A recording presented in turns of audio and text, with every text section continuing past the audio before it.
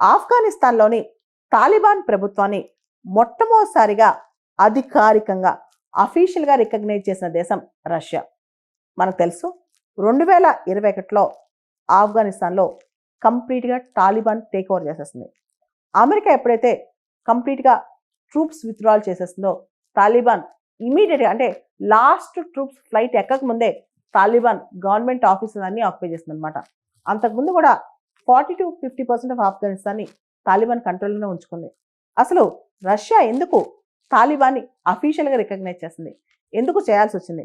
ఇంతవరకు ఏ దేశం కూడా తాలిబాన్ని అఫీషియల్గా రికగ్నైజ్ చేయలేదు. కానీ రష్యా ఎందుకు చేయాల్సి వచ్చిందని దాని మీద చాలా చర్చ జరుగుతుంది.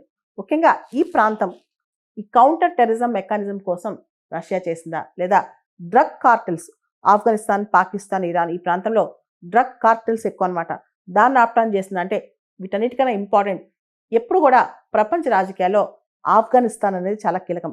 దాని యొక్క location, the strategic location of Afghanistan, వ్యూహాత్మకంగా ఉన్న దాని యొక్క లొకేషన్ అనేది చాలా ఇంపార్టెంట్ అనమాట.